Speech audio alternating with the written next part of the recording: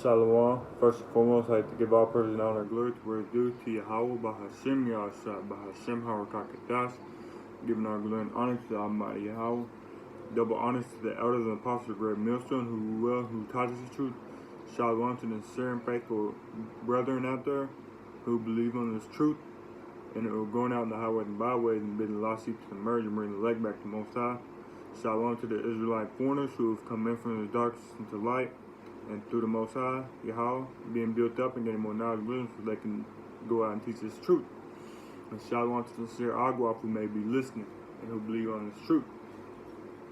This is your brother Ayawab, come back at you today with a lesson entitled Reproof from the Elders and Apostles. And in parentheses is going to be confusion of faith.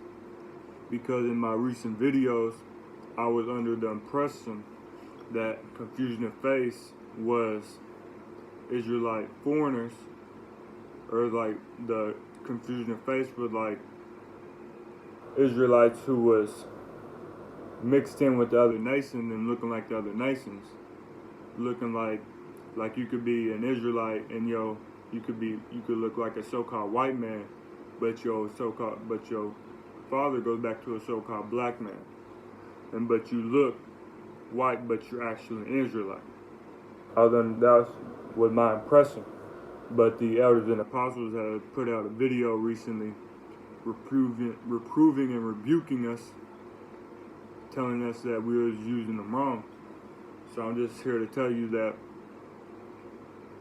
confusion of faith is not Israelites looking like other nations, and I'm going to explain to you what it means. Yet the elders and apostles, if you go to their channels, they will explain it a lot better than I am. So this is, before I get that out, I want to get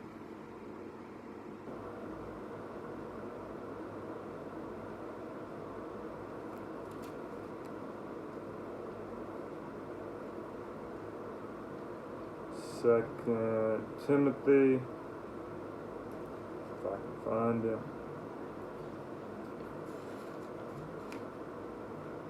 14 verse 2. It's like I'm tripping. 4 verse 2. Second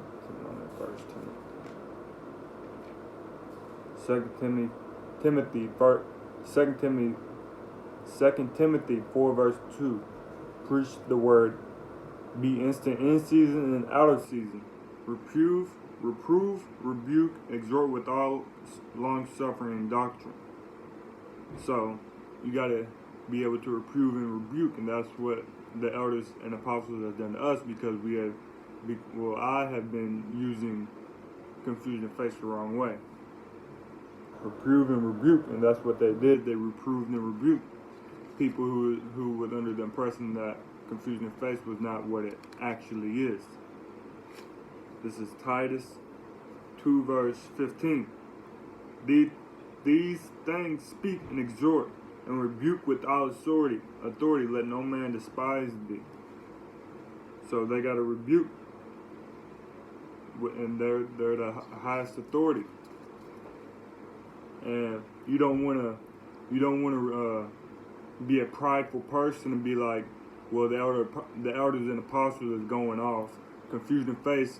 I'm still gonna believe that confusion of faith still means Israelite foreigners who look like the other nations. You're going off. You're being prideful, because that's not what it means. You can't, because you don't want to go off and go against the apostles and elders when they've been in this truth for the longest, and they're the one who taught us. You don't want to be prideful and stand up against them. You gotta be humble. You gotta humble yourself. This is Proverbs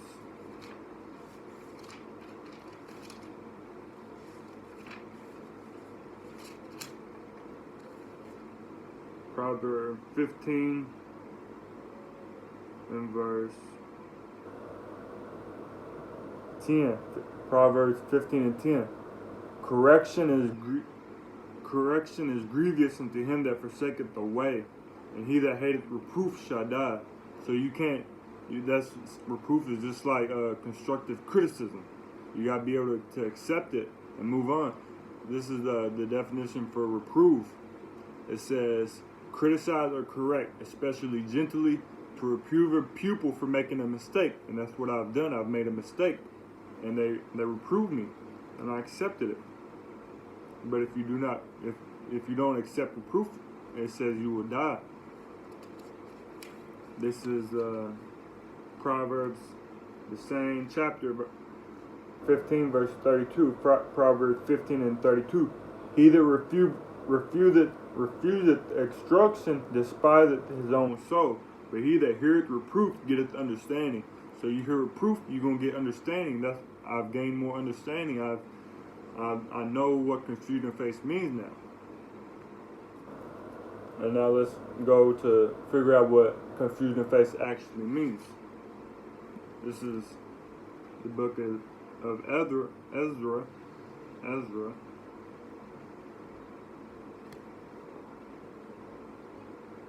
If I can find it.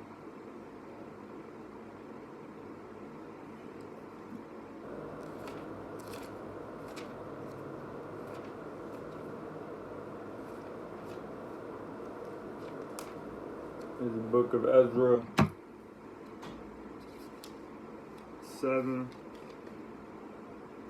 it's like 9 verse 6. Ezra 9 verse 6.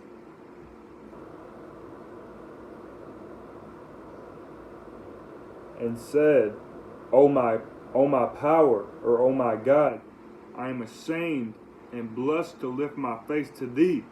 So Ezra was ashamed to lift his face up to thee. So let's see what that word ashamed means. It says to be ashamed, disconcerted, disappointed, act shamefully, confounded, confusion. So confusion. When you're confused, you're ashamed. Now why is Ezra ashamed? Start from verse 6, back at the top. Ezra 9 verse 6. And said, O my power, I am ashamed and blushed to lift up my face to thee, my power. For our iniquities are increased over our head, and our trespasses grown up unto the heavens. So when being confused is you having ashamed, it's like you being sinning against the Most High, and you're committed wickedness. So like these 2/3 of Israelites, they got a confused face. They're in inequity. They're in wickedness. They still do wickedness. And even the elect, they're in a confusion of face because we still sin. We're rehearsing to be better and to be more righteous, but we still have a confusion of face. We still sin. We are still in this mortal body, and we're still waiting to be changed to our perfect body as Yahweh Shai. Let me get that.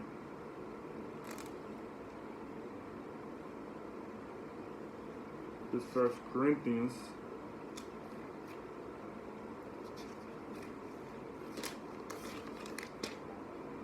15 verse